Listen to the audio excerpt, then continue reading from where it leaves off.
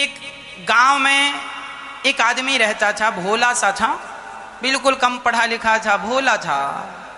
उसका विवाह एक शहर की लड़की से हो गया। और शहर की लड़की से हुआ, पहले के जमाने में ना शादी के सालों भर तक विदाई नहीं होती थी। विवाह हो गया, विदाई नहीं हुई।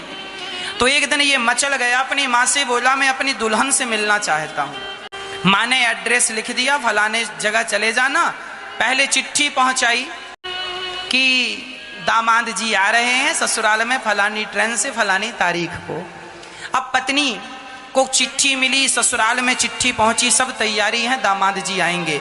अब माँ तैयार कर रही है अपने बेटे को, ससुराल जा रहा है, सुन ज्यादा बोलना मत, ज्यादा बोलेगा तो लोग समझेंगे बहुत मूर्ख आदमी है, इसलिए कम बोलना। तो उसने माँ से कहा, माँ कोई पूछेगा तो क्या कहूंगा, बोलना बस हाँ ना में उत्तर देते रहना, हाँ ना हाँ ना हाँ। जी माँ। माँ ने पूरी अचार बांध दिया, ट्रेन में खा लेना और सुनो समय से उतर जाना, ससुर जी मिलेंगे, ससुर जी के साथ चले जाना, ज्यादा बोलना मत, ससुर जी कुछ पूछें हाँ ना कह देना। माँ ने कहा था सिंपल बात करना, ज्यादा ना बोलना, और पत्नी से ज्यादा मिलना मत, ससुराल में लोग देखेंगे अच्छा नहीं लगेगा। हाँ, पत्नी तुम्हारी बड़ी समझदार है। ठीक है माँ। बेटा ट्रेन में बैठा, ससुराल पहुंचा, स्टेशन में उतरा, ससुर जी रिसीव करने आए थे। ससुर जी ने बैग लिया, बैग ससुर जी लेकर दामाद जी को लेकर चले। तो दामाद जी से ससुर जी प्रश्न कर रहे हैं, यात्रा अच्छी रही ना? क्यों, कोई तकलीफ थी ट्रेन में, कोई प्रॉब्लम ना? हाँ हाँ। माँ ने यही कहा हाँ और ना में। अब बेचारे को ये भी नहीं पता कि हाँ कहाँ कहना और ना कहाँ कहना, बस माँ ने कहा तो हाँ और ना, तो जहां उसके ना आ जाए सो ना कह दे, जहां हाँ आ जाए तो हाँ कह दे। अब ससुर जी से बातचीत करता करता ससुराल गया। अच्छा, माँ ने ये भी कहा है कि नीचे ना बैठ जाना, ससुराल जा रहा जरा ऊंची जगह पर बैठना। तो ससुराल गया तो उसे तो सब नीचा ही दिखा, बस आलमारी रखी थी वो ऊंची थी। तो वो आलमारी, माँ ने कहा था सबसे ऊपर बैठना, तो आलमारी में जाके बैठा ऊपर। अब माँ ने कहा था सबसे ऊपर बैठना, माँ ने ये कहा था जमीन में ना बैठ जाना, कोई ऊपर सोफे में बैठना या चटाई दरी बिछाए तो बैठना, नीचे ना बैठना। ये माँ उसको लगा कि ऊपर बैठना है, ऊपर मतलब सबसे ऊपर आलमारी है। बेचारा चढ़ा जैसे तैसे, जितने सोफे रखे थे सोफे के ऊपर स्टूल रखा और चढ़ा जैसे तैसे आलमारी के ऊपर जाके बैठा ऐसे। और तब तक साली आई। साली ने कहा जीजा जी कहाँ? जीजा जी ने आवाज यहाँ है। अरे जीजा जी वहां ऊपर क्या बड़े मजाक किया हुआ? बोले हाँ हाँ हाँ। नीचे नहीं उतरना ना ना। अब वो हाँ और ना से ज्यादा कुछ बोले ना, माँ ने कहा ज्यादा मत बोलना। साली ने कहा हाथ मुंह धुल लीजिए, भोजन तैयार है। हाँ हाँ। उसने उतर के हाथ मुंह धुला, भोजन में बैठा। अब वो ठहरा गांव का और शहर में विवाह था। अब गांव की पूड़ियां और शहर की पूड़ियां दोनों अलग अलग होती हैं। शहर में लोग छोटी छोटी पूड़ी बनाते हैं, गांव में बड़ी बड़ी पूड़ी बनाते हैं, आपने देखा। अब वो बेचारा बड़ी बड़ी पूड़ी खाने वाला, अब उसकी पत्नी थाली लगाई और थाली लगा के परोसने लगी। उसके थाली में सब्जी अचार सब कुछ था और पूड़ी उसने 4 रखी। तो उसने एक पूड़ी उठाई, साग लगाई और पूरी की पूरी पूड़ी खाने लगा। एक पूड़ी एक बार में खा रहा है। अब पत्नी ने दरवाजे से निकलकर इशारा किया, अब ससुर जी देखें तो वो कुछ बोले ना, साली देखे सो हंसे। अब पत्नी को लगा मेरे पति गलत कर रहे हैं, सबको हंसी आ रही है, तो इशारे से कहा उसको लगा एक नहीं दो दो कह रही है खाने को। उसने 2 पूड़ी उठाई, साग लगाई और जो खाया मुंह बड़ा ऐसे, बड़ा मुंह उसका हो गया। अरे पत्नी ने फिर बोला ना 2 को 4 भागों में डिवाइड करो, 4 बार में खाओ। वो कह रही है, उसको लगा कह रही है पहली बार ससुराल आए हो शायद यहाँ की रस्म होती हो कि चार चार इकट्ठी खाना है, वो उल्टा समझ रहा था। और चार इकट्ठी उठाए, साग लगाए और चार एक बार में खाए और मुंह उसका समाये ना, पूरे मुंह में पूरी। अब पत्नी ने देखा चार चार खा रहा है, ससुर तो देखते ही जा रहा है। और पत्नी ने देखा, हे भगवान कैसा पति मिला, बिल्कुल अनपढ़। तो उसके पति ने कहा, अच्छा कह रही है कि पहले चार पूड़ी उठाओ और माथे से लगाओ। तो माथे से लगाए, फिर खाए। अब खाए, अब खा पी करके उसके ससुर जी बोले, चलो जरा घूम के आते हैं। घूमने चले गए तो वहां एक नदी थी। तो उसने पूछा अपने ससुर जी से, ये क्या है? बोले ये नदी है। तो ससुर जी से पूछा, ये किसने खुदवाई? तो ससुर जी ने कहा, आधी तो तेरे बाप ने खुदवाई थी, आधी हमने खुदवाई। बोले कैसे? बोले हमने आधी ऐसे खुदवाई कि हमने अपनी बेटी तेरे से ब्याही, और आधी तेरे बाप ने कि तेरे बाप ने तुझ जैसा बेटा पैदा किया, दोनों ने मिलकर खुदवाई है। तो हंसने के लिए कोई भी बहाना हो अच्छा है। कुल मिला के हमें हंसते रहना चाहिए, हंसने के बहाने हमें नहीं गवाने चाहिए। एक लड़की थी, वह 3 लड़कों से प्यार करती थी। 3 लड़के, तीनों बड़े सुंदर थे, बड़े होनहार थे, योग्य थे, सुंदर भी थे, पढ़े लिखे भी थे, योग्य भी थे, सब कुछ प्रॉपर था। तीनों से प्यार था। पर विडंबना यह थी कि प्यार तो तीनों से था, पर तीनों से विवाह तो नहीं हो सकता था। विवाह तो एक से होता।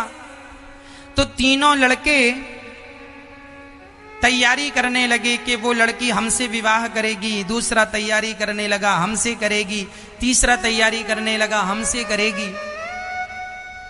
अब जब लड़की को पता चला कि तीनों लड़के तैयारी कर रहे हैं, अब वो लड़की सोची कि मैं किससे हाँ करूं, तीनों से बड़ा प्यार करती थी, तीनों अच्छे थे। तो लड़की ने क्या किया, उसने आत्महत्या कर ली।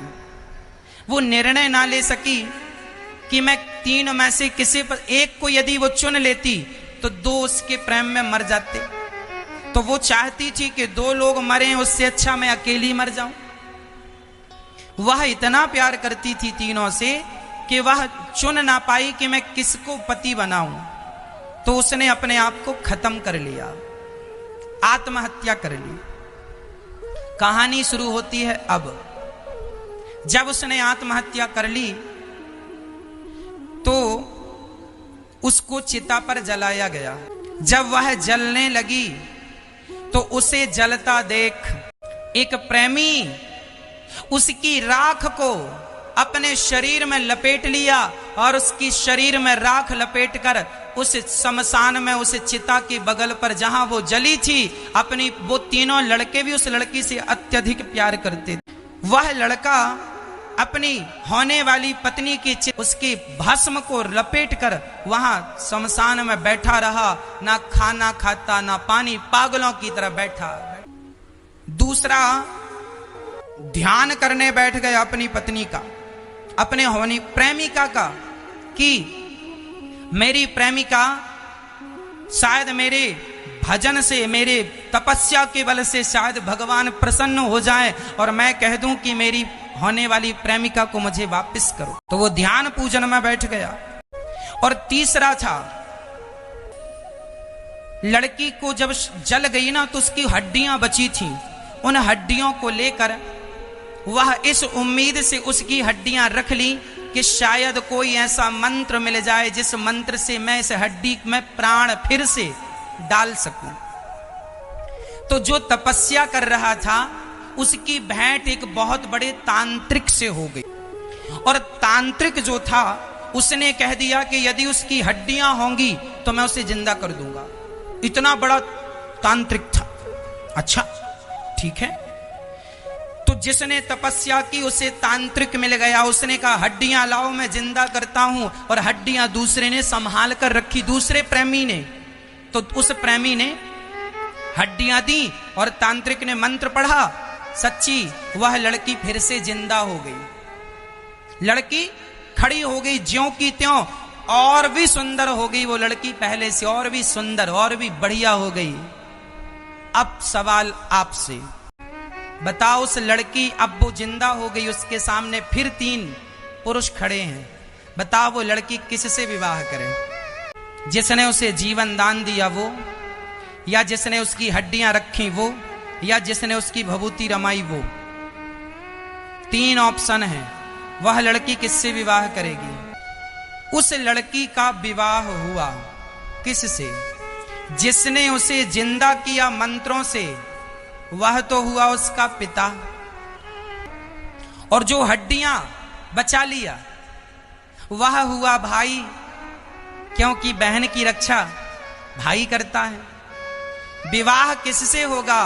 जो प्रेम तो पागल बना देता है, पागल जो हो गया वही उसका प्रेमी निकला, और उसी से उसका विवाह संपन्न हुआ। एक गांव में आग लगी, गांव में आग लगी, सारे लोग भाग गए। 2 लोग मजबूर हो गए उस आग में जलने के लिए, एक था अंधा और एक था लंगड़ा। एक गांव में आग लगी, सारे लोग गांव छोड़ के भाग गए, पर 2 लोग उस आग में जलने के लिए मजबूर हो गए। कौन कौन थे? एक अंधा था, वो जहां जाए उसे रास्ते ही पता नहीं, और दूसरा लंगड़ा था, वो लंगड़ा देख तो सकता था पर भाग नहीं सकता था, और अंधा भाग तो सकता था पर, तो दोनों मिल गए, और दोनों मिले तो अंधे ने लंगड़े को अपने कंधे पर बिठा लिया, तो आंखें हो गई लंगड़े की और पांव हो गए अंधे के। तो दोनों इस प्रकार से, इस विधि से दोनों ही उस आग से सकुशल बच गए।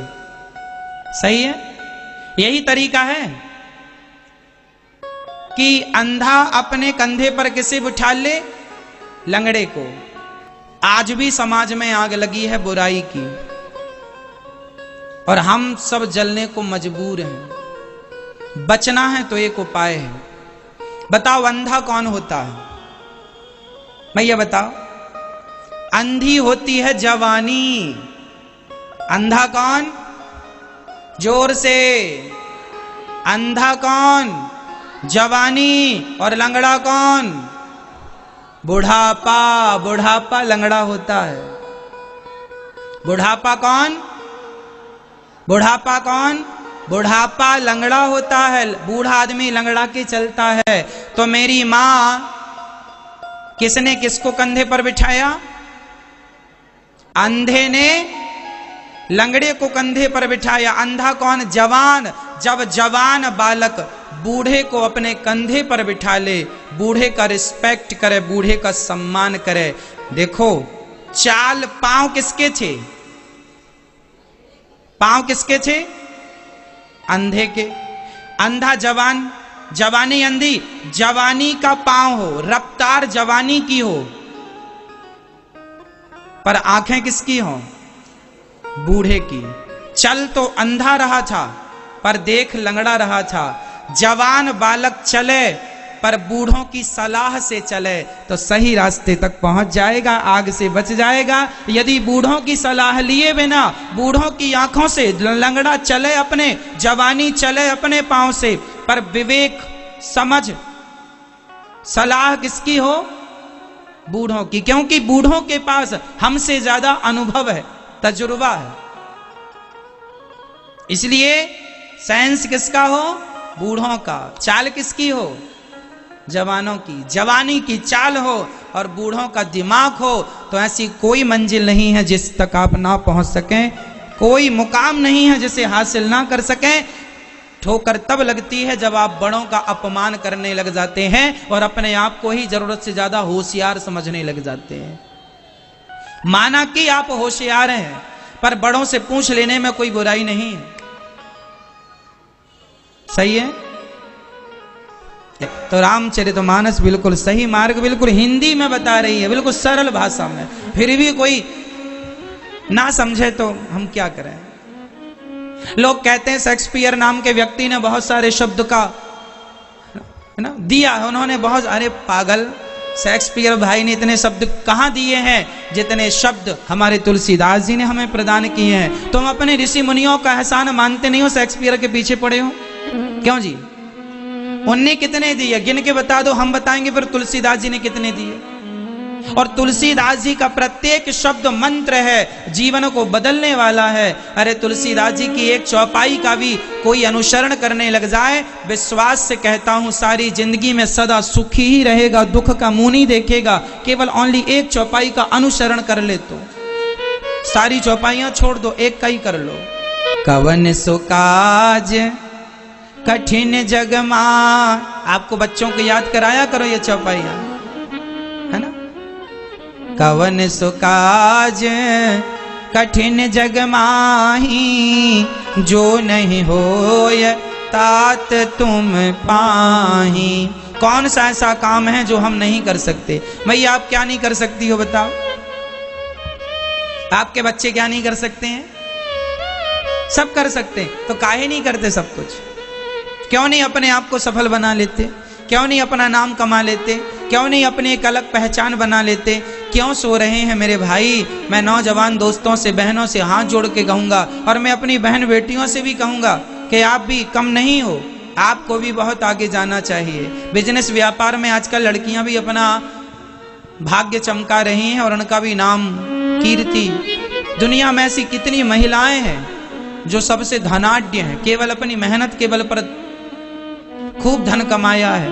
हजारों वर्कर उनके देख रेख में काम कर रहे हैं, हजारों लोगों का चूल्हा जल रहा है एक महिला के बुद्धि से।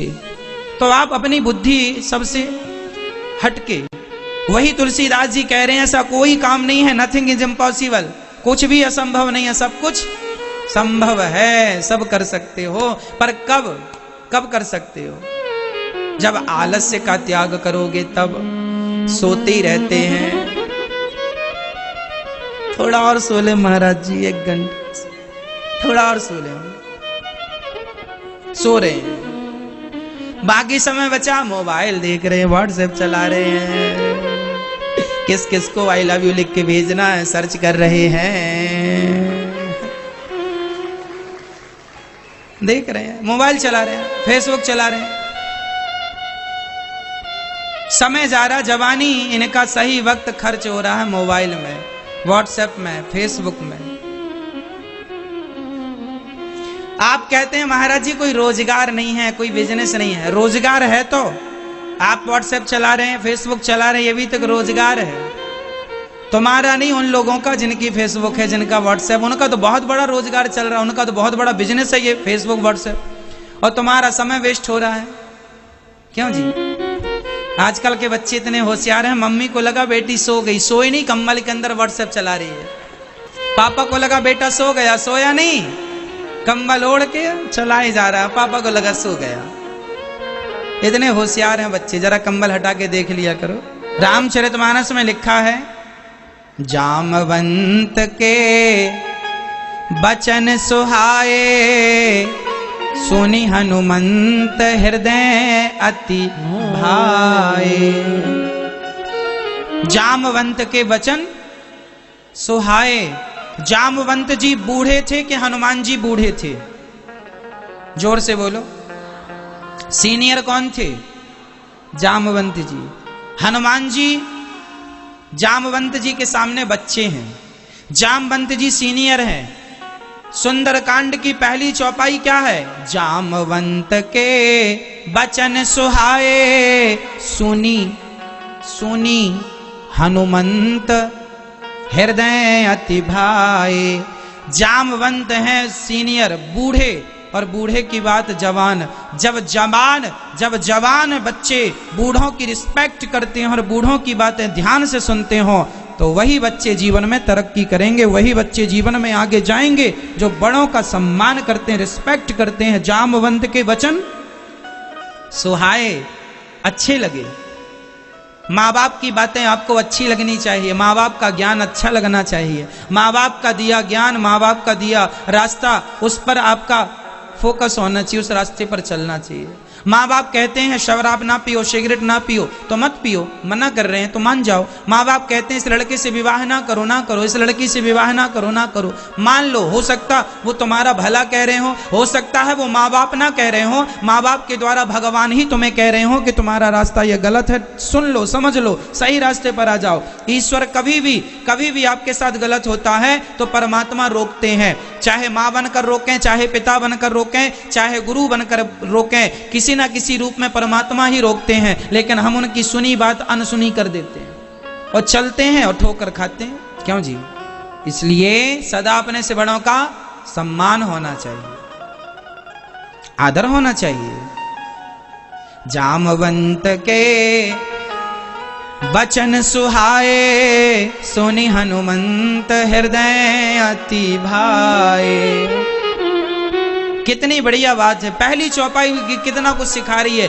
बड़ों का सम्मान, बड़ों की बातें सुनो ध्यान से। मैंने अपने जीवन में कभी अपने बराबर के बच्चों की दोस्ती कम की है। मैं हमेशा बूढ़ों के संग बैठा करता था। बूढ़ों के संग बैठने में ना, बड़े लोगों के संग बैठने में बड़ी एक तो पहले के बूढ़े भी अच्छे थे, आपके आज के तो बूढ़े भी ठीक नहीं है। समस्या तो ये, अब क्या करे आदमी, जाए तो जाए कहाँ। पहले के बूढ़े अच्छे हुआ करते थे, भगवान की बातें करते थे। आजकल के बूढ़े उल्टी बातें करते हैं। पहले की दादियां नानियां कहानियां सुनाया करती थी, आजकल की दादी नानी को कहानी आती नहीं है, क्योंकि इन्हें सुनी नहीं। तुम लोगों से ये बिगड़ रहा है सब कुछ, बूढ़ों से। बच्चों की कोई गलती नहीं है, गलतियां आपकी हैं। अब मम्मी को कोई कथा याद नहीं है राम जी की। हमारी मौसी जब आया करती थी ना, तो हम लोग मौसी के पांव दबाया करते थे और मौसी अपने पेट में लेटा करके हम लोगों को कहानियां सुनाया करती थी। एक राजा था, राम जी थे, उनकी माँ थी, उन कैकेयी माता थी, उन्होंने वनवास भेज दिया था 14 साल के लिए। फिर राम जी गए और जंगल गए, वहाँ केवट मिला, केवट ने नाव में बिठाया, राम जी को पार लगाया। फिर चित्रकूट में भरत जी आए, राम जी के भाई थे ना, भरत जी आए और बोले नहीं भैया हम यहीं रहेंगे, आप जाओ। ऐसी कहानियां सुनाए तो कहानी में ही एक संस्कार बन जाते थे। खेल खेल में, हंसते हंसते, है ना, बचपन में बिना पुस्तक के, बिना कॉपी किताब के संस्कार आ रहे हैं। दादी के द्वारा, नानी के द्वारा, माँ के द्वारा अच्छी बातें, अच्छे संस्कार आ रहे हैं। आजकल अच्छी बातें मिलती नहीं। मम्मी याद कराती है, पोयम याद करो बेटा, Johnny Johnny yes papa. Mummy ये नहीं याद कराती सर्वधर्मान परित्यज्य मामेकं शरणं व्रज। गीता के श्लोक याद नहीं कराती आजकल की मम्मियां। रामचरितमानस की चौपाइयां याद नहीं कराती आजकल की मम्मियां, और जॉनी जॉनी यस पापा के पीछे पड़ी हैं। पोयम याद, बेटा कोई भी आया पोयम सुनाओ। काहे सुनाओ? हम कोई अंग्रेज हैं कि पोयम सुनाओ? अरे हम भारतीय हैं, रामचरितमानस सुनाओ, रामायण सुनाओ, गीता सुनाओ। नहीं, गीता नहीं सुनाएंगे। अब तुम ही अपनी औलाद बिगाड़ रही हो, हम क्या करें? तुम ही रोगी। पोयम याद कराओ खूब, बाद में पहनाएगा तुम्हें, बुढ़ापे में तुम्हें। पोयम याद करा रही हो, संस्कार नहीं दे रही हो कि गीता के संस्कार दो, रामायण के संस्कार दो। क्यों जी, क्या सही है बताइए? बच्चों को पोयम की जरूरत है कि संस्कार रामचरितमानस की? फिर काहे नहीं सिखाती हो? कौन सिखाएगा? पड़ोसी पाकिस्तानी आएंगे सिखाने आपके बच्चों को? गीता सिखाएंगे वो? हाँ, पाकिस्तान से आएंगे? नहीं, पड़ोसन आएगी आपकी सिखाने आपके बेटे को, बेटा आजा मैं सिखाती हूं गीता। तुम नहीं सिखाओगी, कोई नहीं सिखाएगा। कोई थोड़ी चाहता तुम्हारी संतान संस्कारी हो। सब तो बिगाड़ने के चक्कर में तुम्हारे बच्चों को तुम ही हो के सही रास्ता पकड़ा सकती हो। और तुम माँ बाप ही यदि अपने बच्चों को सही रास्ता ना दिखाए तो बच्चों के सबसे बड़े दुश्मन माता पिता हैं। माता शत्रु पिता वैरी, ये न वालो न पाठिता, न शोभते सभा मध्य हंस मध्य वको यथा। वह माँ बाप दुश्मन है बच्चे के, जो माँ बाप बच्चों को सही संस्कार नहीं देते। वो माता पिता कौन है? दुश्मन है। किसके? अपनी औलाद के, अपने बच्चों के। तो आपने अपने बच्चों को संस्कार दिए कि नहीं मैया? नहीं दिए? देना। कौन सा संस्कार? बड़ों की बातें सुने, बड़ों का आदर करें। चलो ये तो पहली बात, आगे चले। हनुमान जी जब बड़ों की बात मान के गए, देखो क्या होता है मैया। इसलिए जामवंत के बचन सुहाए, सुनी हनुमंत हृदय। हनुमान जी चले, और जब चले तो रास्ते में मैनाक पर्वत आए, बोले जरा हम आपको विश्राम देना चाहते हैं। हनुमान जी बोले ना।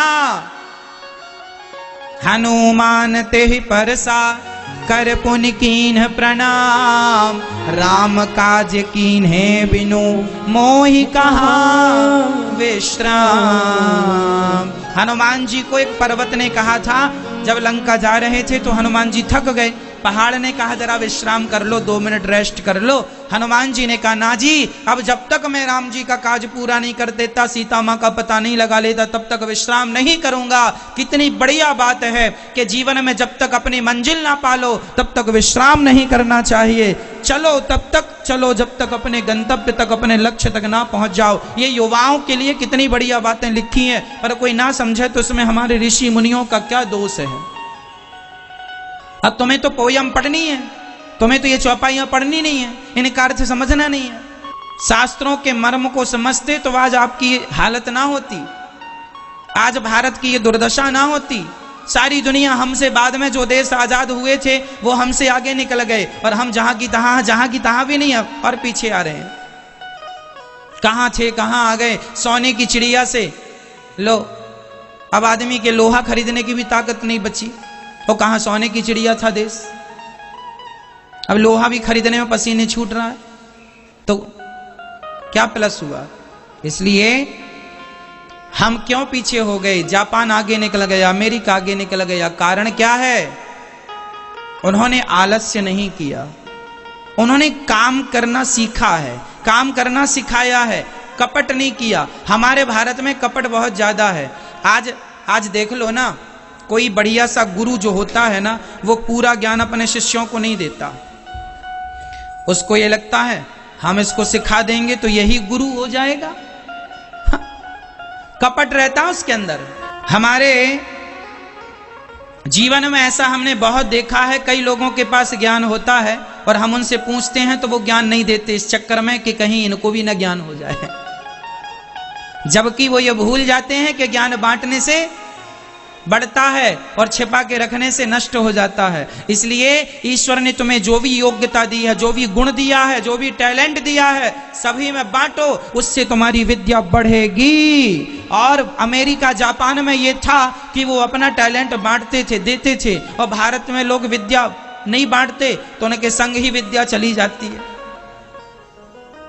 इसलिए भारत में विकास नहीं है। एक अच्छा कंप्यूटर जानने वाला ना दूसरे को नहीं सिखाता, अरे कहीं ये भी ना जान जाए, बस हम ही जाने, हम ही खाएं, हमारा ही परिवार खाए, तुम भूखे मरो। ये थिंकिंग लोगों में अब कैसे तरक्की होगी। भारत में कपटी लोग ज्यादा हैं, ये कपट ही तो है, दूसरे को सिखाते ही नहीं। उसको लगता हमारा ना काम समाप्त हो जाए। अरे भैया बढ़ेगा, ईश्वर पर विश्वास रखो। सबका चले भगवान, सबका चलाए, और काम टैलेंट गुण बांटने से बढ़ता है।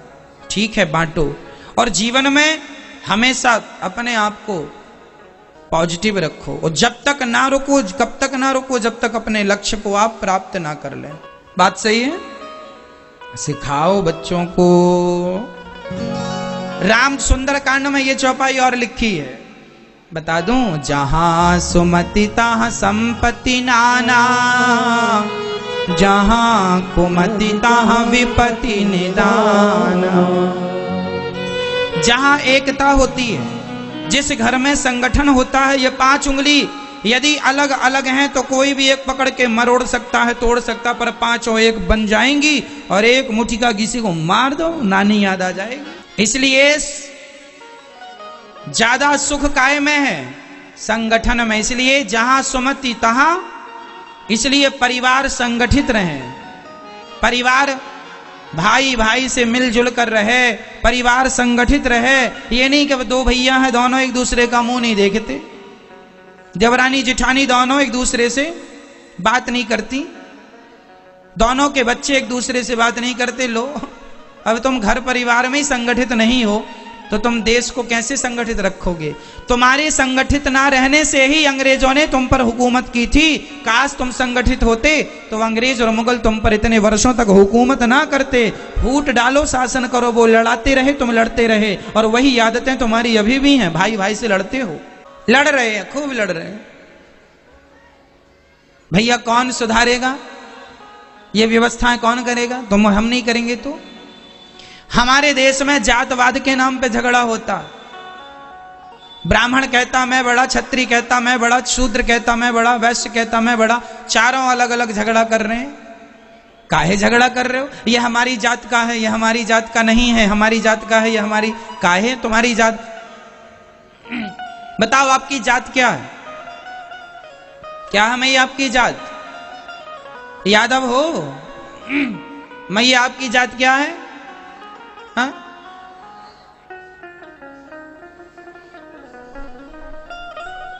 यही भारत का दुर्भाग्य है। हम अपने आप को पंडित मानते हैं, क्षत्रिय मानते हैं, हम अपने आप को कुछ मानते हैं, कुछ अरे मेरी मां, हमारी एक ही जात है। हम केवल हिंदू हैं और हम केवल मनुष्य हैं। हम हिंदू हैं और हम एक हैं। ब्राह्मण, क्षत्रिय, वैश्य, शूद्र चारों एक ही हैं। चार नाम इसलिए पड़े थे क्योंकि भगवान को व्यवस्थाएं करनी थी। बताओ ब्राह्मण के पिता कौन है? बताओ ब्राह्मण किनसे पैदा हुआ? किनसे? भगवान से। भगवान के मुख से ब्राह्मण का जन्म हुआ। ब्राह्मणों से मुख मासीत। भगवान के मुख से किसका जन्म हुआ? ब्राह्मण का। क्षत्रिय कहां से जन्म लिया? बोलो। भुजाओं से। ब्राह्मणों से मुख मासीत, बाहु राजन्यः। भुजाओं से क्षत्रिय का जन्म हुआ। किसकी भुजाओं से? भगवान नारायण के मुख से ब्राह्मण, भगवान नारायण के भुजाओं से क्षत्रिय, और भगवान नारायण की जंघा से वैश्य, और भगवान नारायण के चरणों से शूद्र। अब बताओ मुझे, चारों का पिता एक ही हुआ कि नहीं? ऐसा हम नहीं कह रहे हैं, वेद वचन है ये। ब्राह्मणों से वेद वाक्य बोल रहा हूं, सुन लेना। इसे धरती में कोई काट नहीं सकता इस ज्ञान को। ब्राह्मणों से मुखमासीद बाहु राजन्यः कृतः ऊरु तदस जदवैश्याः पदभ्यां शूद्रो अजायत। ये वेद वाक्य है जिसमें ये परिचय है कि ब्राह्मण भगवान के मुख से, क्षत्रिय भगवान की भुजा से, वैश्य भगवान के जंघा से, और शूद्र भगवान के चरण से। भैया आखिर तुम एक ही बाप की संतान हुए कि नहीं? जब तुम एक ही बाप की संतान हो तो फिर छोटे बड़े के नाम पे, ऊंच नीच के नाम पे झगड़ा किस बात का करते हो भाई? फिर काहे बात का झगड़ा है कि तुम बड़े हो, तुम बड़े हो? अरे सब अपनी अपनी जगह श्रेष्ठ है ना? सब अपनी अपनी जगह श्रेष्ठ। आप अपने काम को ईमानदारी से करो। जहां हो, जैसे हो, जो हो, बढ़िया ईमानदारी से अपना काम करो। किसान हो तो ईमानदारी से किसानी करो, डॉक्टर हो ईमानदारी से मरीजों की सेवा करो, आप एडवोकेट हैं ईमानदारी से केस लड़ो, आप जज हैं ईमानदारी से न्याय करो, आप कुछ भी हैं ईमानदारी से करो।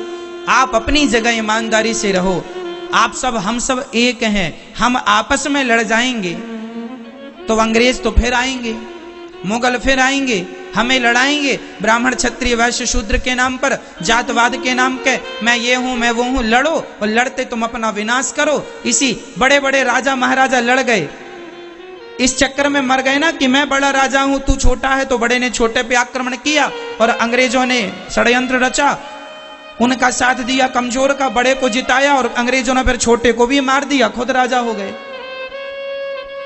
तुम ऐसे ही लड़ते रहो, वो ऐसे ही शासन करते रहेंगे।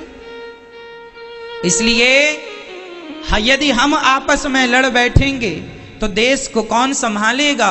कोई भी बाहर वाला अपने घर से हमें निकालेगा। दीवानों जरा होश करो, मेरे देश प्रेमियों, आपस में प्रेम करो मेरे देश प्रेमियों। हम आपस में प्रेम, तुम भी हमारे हो, तुम भी, ब्राह्मण भी मेरा है, क्षत्रिय भी मेरा है, वैश्य भी मेरा है, और शूद्र भी मेरा। हम चार भाई हैं। इसी कारण तुम्हारे झगड़ा विवाद के कारण आज पता है हिंदुओं के गांव क्रिश्चियन हो गए। आज क्रिश्चियन लोग बहुत तेजी से धर्मांतरण करा रहे हैं, हिंदुओं के गांव को क्रिश्चियन बना रहे हैं, क्योंकि तुम्हारे पास तो समय नहीं है कि गरीबों के पास जाके बैठो, उनका हाल सुनो, उनका दर्द सुनो। तुम तो बड़े जातवाद वाले बने बैठे हो। अरे जंगल में रहने वाले कोल भील जो हैं वो तुम्हारे भाई हैं, तुम्हारे भाई हैं। वो तो एक व्यवस्था थी। कोई घड़ा बनाने का काम करने लग गया, उसे कुम्हार कहने लग गए। कोई लोहे का काम करने लगा, उसे लोहार कहने लग गए। ये तो काम के नाम पर जात पड़ गई। जात किसी की थी थोड़ी, ये जात थोड़ी है। जात केवल 4 ही है, ब्राह्मण क्षत्रिय वैश्य शूद्र, और यह भी जात नहीं है, प्रकार है। जैसे आम कितने प्रकार का होता है? आम कई प्रकार का होता है। लंगड़ा आम, देसी आम, कलमी आम, और कौन सा आम? कौन सा आम? दशहरी आम। ऐसे आम तो एक ही है, पर आम के प्रकार होते हैं। दशहरी आम का स्वाद अलग, लंगड़ा आम का स्वाद अलग, कलमी आम का। आम सब हैं, पर सबके आकार अलग हैं, सबका स्वाद अलग है। आम आम है। उसी प्रकार हम सब मनुष्य हैं, पर मनुष्य भी 4 प्रकार के होते हैं, ब्राह्मण क्षत्रिय वैश्य शूद्र। जो वेद पढ़े, वेद पढ़ाए, वो ब्राह्मण। जो युद्ध में जाकर के युद्ध करे वह क्षत्रिय, देश की रक्षा करे। जो पैसे से सबका पालन करे वह वैश्य, और जो सबकी सेवा करे, वैश्य की भी, क्षत्रियों के लिए भी तलवारें बनाए। क्षत्रिय तलवार चला सकता है, पर तलवार बना नहीं सकता, बनाते शूद्र भाई हैं। तो कोई बना रहा है, कोई चला, ये व्यवस्था है। एक हॉस्पिटल में सब लोग होते हैं। एक हॉस्पिटल केवल डॉक्टर से नहीं चलता। एक हॉस्पिटल में सब, जितनी अहमियत डॉक्टर की है उतनी ही अहमियत एक झाड़ू पोंछा करने वाले व्यवस्थापक की है, क्योंकि वो झाड़ू पोंछा ना करे, गंदगी होगी तो बीमारियां कम होने की जगह बढ़ेगी। इसलिए जितना डॉक्टर का महत्व है उतने ही वहां के अन्य कर्मचारियों का भी महत्व होता है। क्यों जी? सही है। तो सब व्यवस्था है ये कि डॉक्टर का काम ऑपरेशन करना है, इनका काम सफाई करना है ना। अरे भैया, जब हॉस्पिटल में आप जाते हैं ना, बिस्तर पे पड़े रहते हैं, तो वहां पर एक आदमी आता है, एक औरत आती है, पुरुषों के लिए पुरुष, स्त्रियों के लिए स्त्री, जो बिस्तर में पड़े पड़े उसे मलमूत्र कराता है। आदमी उठ नहीं सकता ना उस समय, तो बिस्तर पे पड़े पड़े मलमूत्र होता है। वह स्त्री या वह पुरुष जो ये मलमूत्र बिस्तर पे तुमको कराते हैं, तुम्हें नहलाते हैं, तुम्हारा शरीर पोंछते हैं, क्या वह भी डॉक्टर से कम है? वो ना करें ये काम, कौन करेगा? उनके बिना तो सब फिर गतिविधि रुक जाएगी। इसलिए सबका अपना अपना एक स्थान है ना। इसलिए हम ये भेदभाव ना रखें।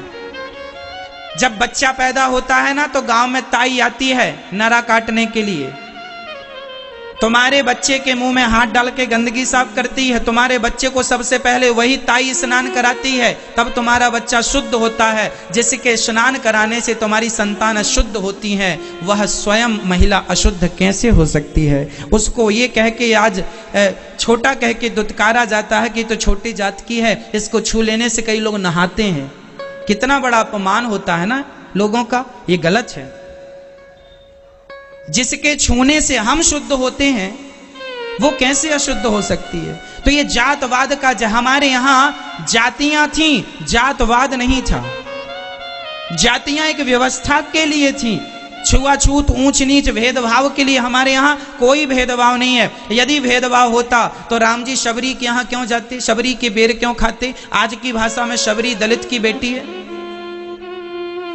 राम जी ने शबरी के घर जाकर बेर खाए। राम जी ने निषाद राज को गले से लगाया। निषाद राज तो कोल भील थे, जंगल में रहने वाले। तो राम जी ने जब भेद नहीं रखा जीव मात्र में, अरे सबकी सब ईश्वर की संतान है। जिस परमात्मा ने हमें बनाया है उसी परमात्मा ने उन्हें भी बनाया है। इसलिए हम भेदभाव ना रखें, सबको गले लगाएं, सब में भगवान का दर्शन करें और सब मिलजुल के अपने देश की रक्षा करें। हम यदि आपस में लड़ गए तो देश खतरे में पड़ जाएगा, और हम संगठित हो गए तो क्या मजाल कि हमारी एक तरफ कोई आंख उठा के देख लेगा। इसलिए रामचरितमानस में लिखा है, जहां सुमति तहां संपत्ति नाना, जहां एकता है वहां ज्यादा सुख है। जहां सुमति तहां संपत्ति नाना, जहां कुमति तहां विपत्ति निदाना। जहां लड़ाई है, झगड़ा है, आपस में मतभेद है, वहां कभी लक्ष्मी का वास नहीं होता। हमारा देश गुलाम इसलिए हो गया था क्योंकि हम लोग आपस में लड़ने लग गए थे। एक राजा दूसरे राजा का दुश्मन बन गया था। इसलिए जहां लोभ होता है ना वहां झगड़ा होता है। कैकेयी के अंदर लोभ आया, झगड़ा हो गया, राम जी को वनवास भेज दिया। इसलिए सब हमारे हैं। हम तो देखो भेद नहीं रखते किसी से। हमने किसी से कोई जात नहीं पूछी। यहां गौरी गोपाल जी की रसोई में हजारों लोग रोज भोजन करते हैं। हमने आज तक किसी से जात नहीं पूछी। आपने यहां देखा होगा सब लोग एक साथ बैठ के भोजन करते हैं। जात पात का हमने तो भेद नहीं रखा, हमने तो मिटा दिया। अब आपकी बारी है, मुझे तारीख बता दो, आप कब मिटाओगे ये जात पात का जहर, कब घोलना बंद करोगे? मैंने तो मिटा दिया। मैं बचपन से कभी जातवाद के, मैं सबके संग बैठा करता था। मेरे गांव में जो मोची समाज होते हैं, मोचियों के संग में बैठा करता था, बातें किया करता था, बराबरी से बैठता था, उनको अपने बराबर पर बिठा के और उनका सम्मान करता था। हम ही अपनों का सम्मान नहीं करेंगे, हम ही अपनों को दुत्कारेंगे तो कौन गले लगाएगा? हमारे जंगली कोलभील भाइयों को आपने दुत्कार दिया तो क्रिश्चियनों ने जाकर गले लगाया, उन्हें हमदर्दी दिखाई और उन्होंने हमदर्दी दिखा दिखा के धर्म परिवर्तन कर लिया कि नहीं, करा लिया कि नहीं? फिर कल को सारा भारत में धर्म परिवर्तन हो जाएगा, हिंदू बचेंगे? खतरे में पड़ जाओगे। पहले पूरी दुनिया में केवल हिंदू रहा करते थे, आज केवल मुट्ठी भर बचे हैं भारत में। दुनिया में और कहीं हो तुम्हारे जात बिरादरी के तो बता दो, क्योंकि यही घमंड था कि हम बड़े हैं, हम बड़े हैं।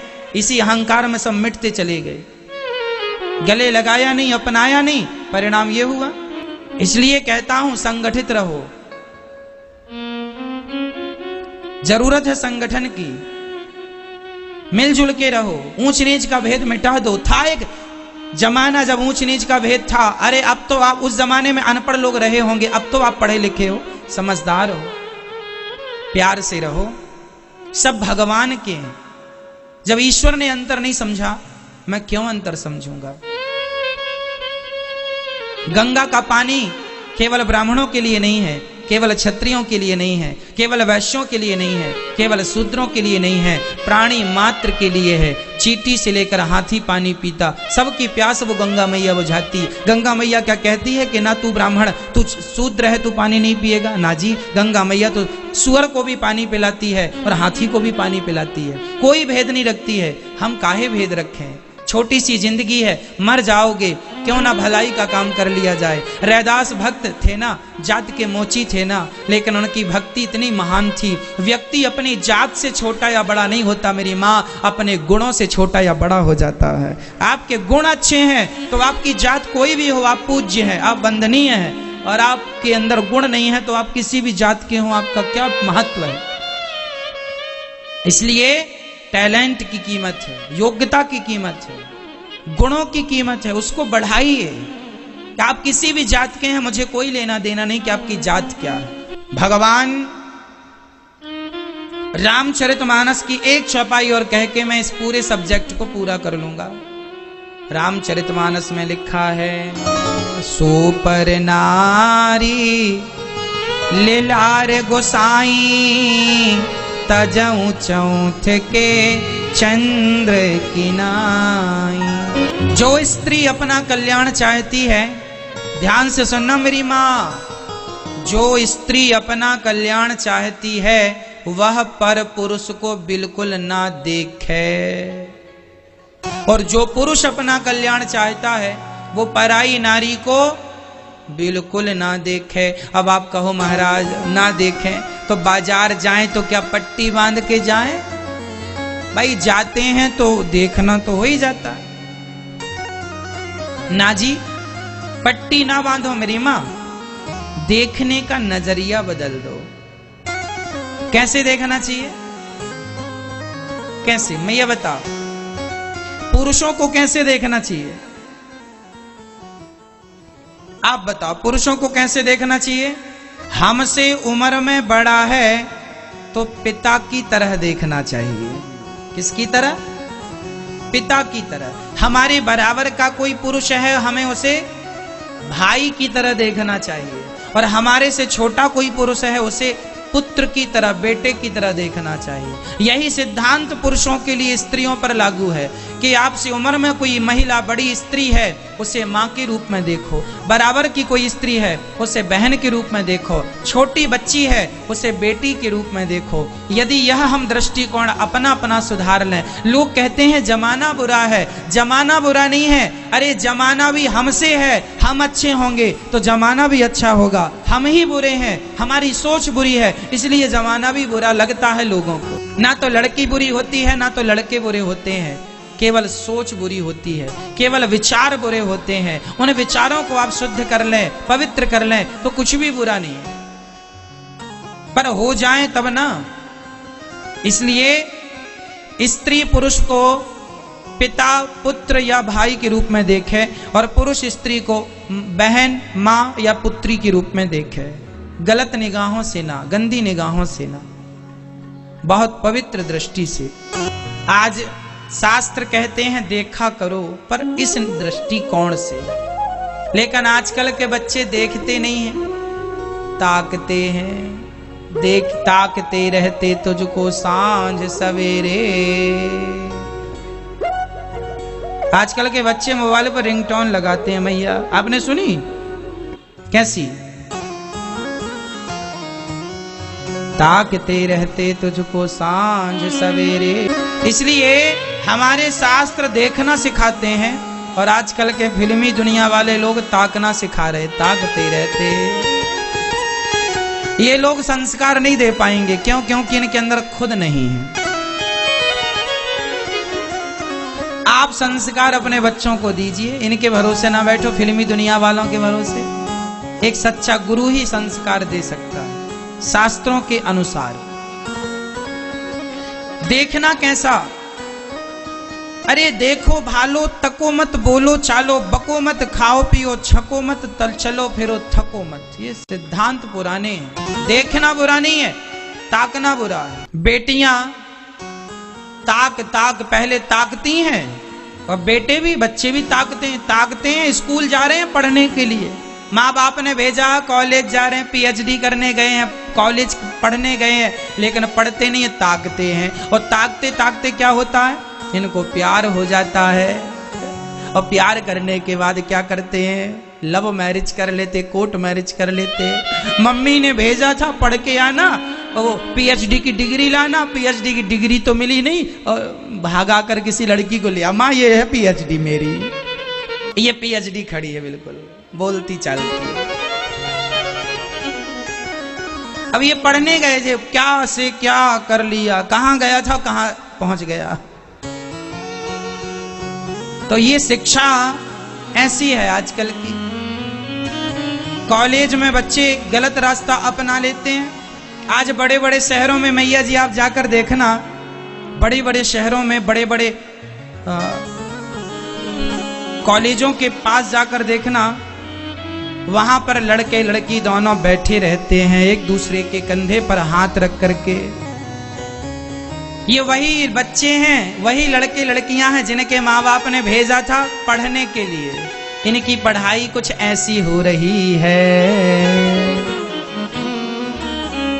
आप मुंबई चले जाइए, समुद्र के किनारे मधुमक्खियों की तरह झुंड लगी है, लड़का लड़कियों की।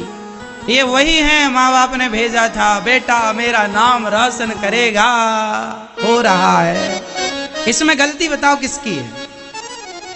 मैं ये बताओ किसकी गलती है?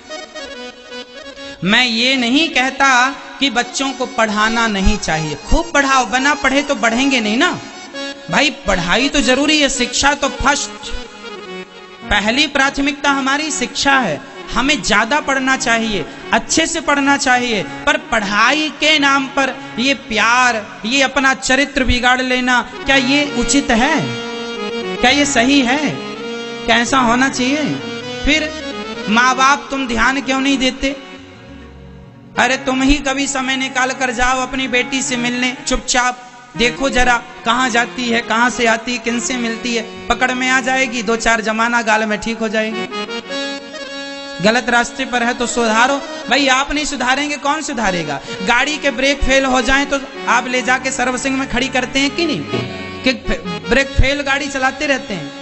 अरे खड़ी करते हैं सर्विसिंग में और पूरा उसका इलाज कराते हैं आप। तो तुम्हारे बच्चे, उनका ब्रेक फेल हो रहा है, वो रास्ते से भटक रहे हैं, गंदे रास्ते पर जा रहे हैं, तो माँ बाप की जिम्मेदारी है ना कि बच्चों को सही रास्ता पकड़ाएं। और क्यों जाएं? मैं तो निवेदन करूंगा कि बच्चों को घर से बाहर भेजने के पहले बच्चों को संस्कार कूट के भर देना, ताकि कल बाहर जाएं तो उनके बिगड़ने का चांस ना रहे और आप भी जा जाके देखते रहो। आज पूज्य श्री अनिरुद्धाचार्य जी महाराज ने हम सभी लोगों को बहुत ही उत्तम एवं शिक्षाप्रद कथा सुनाई है। आशा करता हूं कि इस शिक्षाप्रद कथा से हम सभी लोग कुछ न कुछ शिक्षा अवश्य ग्रहण करेंगे और अपने जीवन को सुखी और सात्विक बनाने का प्रयास करेंगे। मित्रों, अगर आपको यह शिक्षाप्रद कथा पसंद आई हो तो वीडियो को लाइक करें और अधिक से अधिक लोगों को शेयर भी करें, जिससे और भी लोग महाराज जी की इस शिक्षाप्रद कथा से शिक्षा लेकर अपने जीवन को सुखी बना सकें। मित्रों, अगर आपने अभी तक हमारे चैनल को सब्सक्राइब नहीं किया है तो हमारे चैनल को तुरंत सब्सक्राइब भी कर लें, जिससे आपको नोटिफिकेशन के माध्यम से महाराज जी के शिक्षाप्रद कथा तुरंत प्राप्त हो सकें।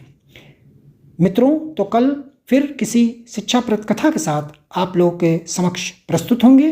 तब तक के लिए जय श्री राधे।